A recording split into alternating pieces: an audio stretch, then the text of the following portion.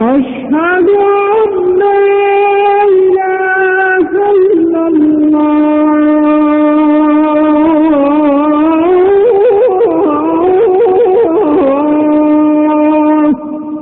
أشهد أن محمدا رسول الله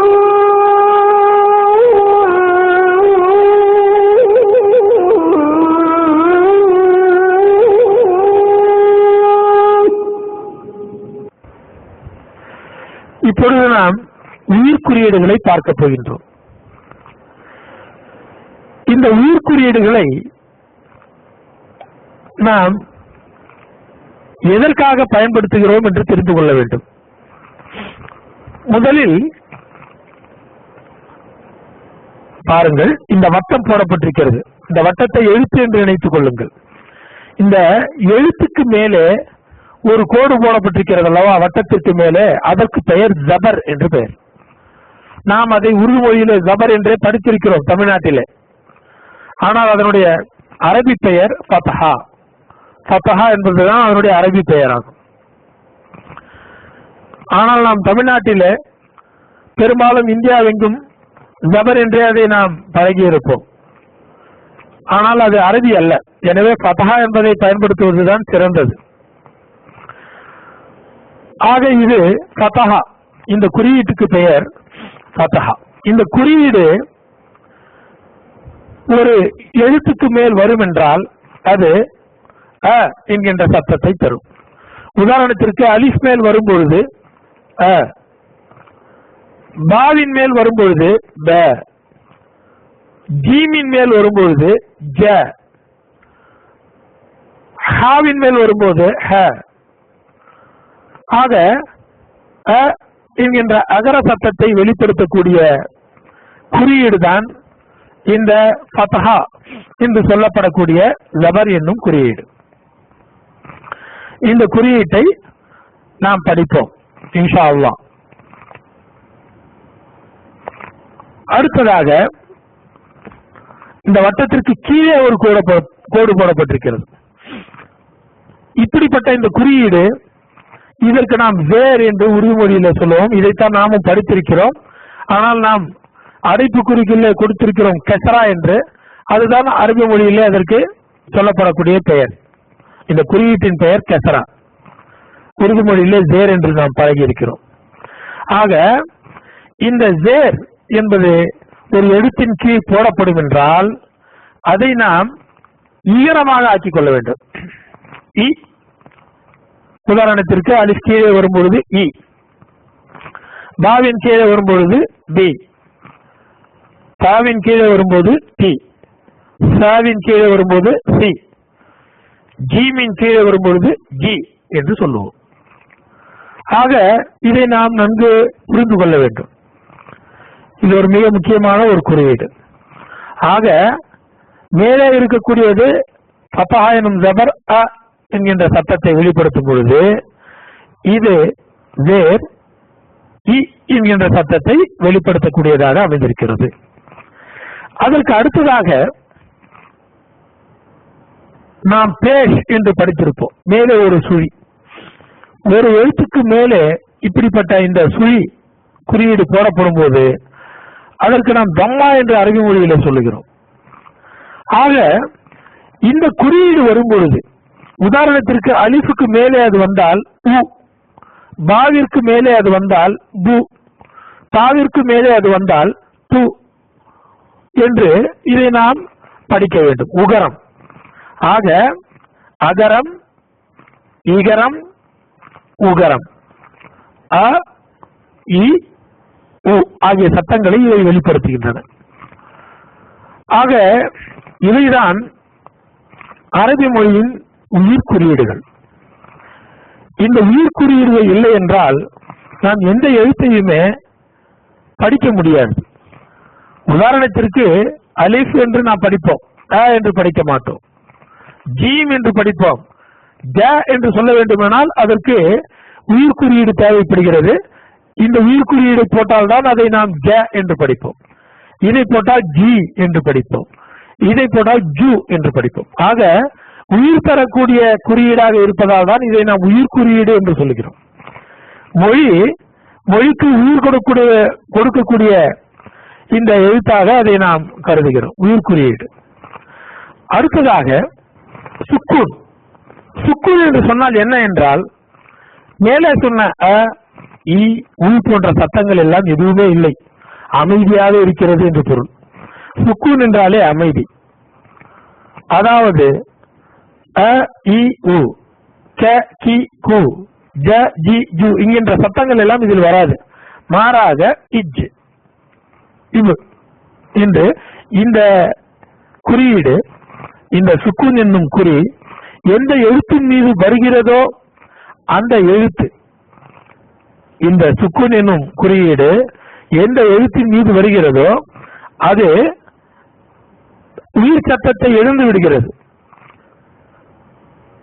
இதை நாம் இந்தியாவிலே உள்ள குர்ஆன் பிரதிகளிலே ஒரு அரைவட்டமாக இங்கே கொடுக்கப்பட்டிருக்கிறது பாருங்கள், பக்கத்தில் அந்த அரைவட்டம் போன்று நாம் அதை பார்ப்போம்.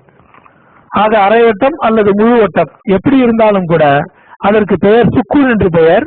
இந்த சுக்கூனை நாம் படிக்கும் பொழுது, உதாரணத்திற்கு ஆவிற்கு பக்கத்திலே பா மேலே இந்த சுழி இந்த சுக்கூன் வருகிறது என்று வைத்துக் கொள்ளுங்கள். அப்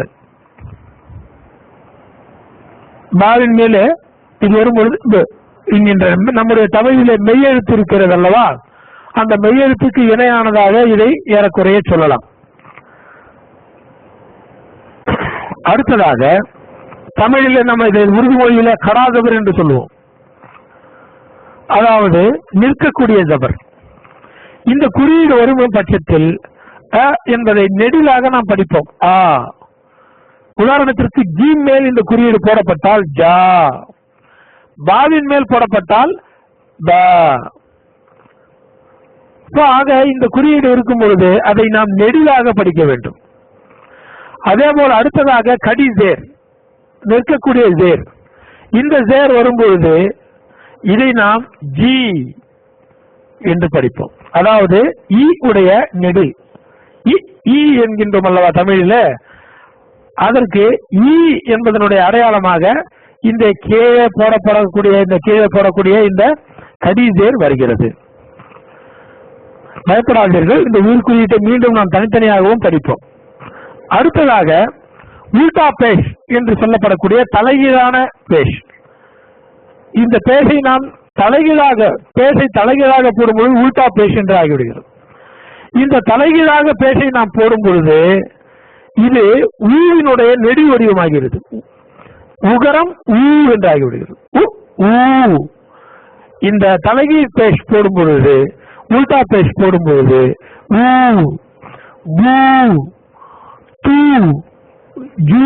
என்று அதை நாம் படிக்க வேண்டும். வெறும் பேஷ் வரும்பொழுது அதை உ என்று படிப்போம், பு என்று படிப்போம்.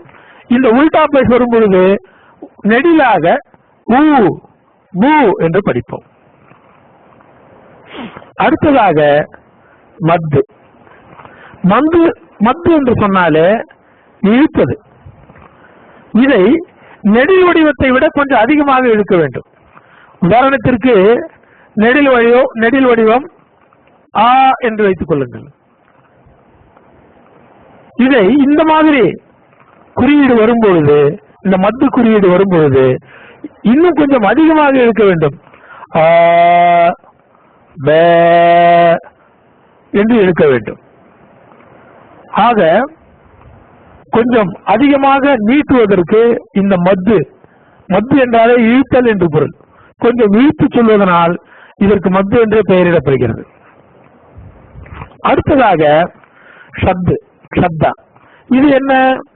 இது ஒரு எழுத்தை இரட்டிப்பாக்க பயன்படுகிறது. உதாரணத்திற்கு நூன் மேல் இந்த ஷத் போடப்படும் பொழுது 2 நூன்கள் அங்கு இருப்பதாக கருத்தில் கொள்ள வேண்டும்.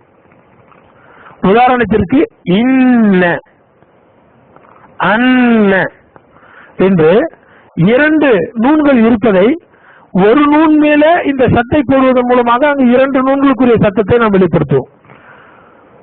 சத்தம் என்று சொன்னால் கடுமையாக்குவது, சத்தத்தை கொஞ்சம் டபுளாக நாம் இரட்டிப்பாக ஆக்குகிறோம்.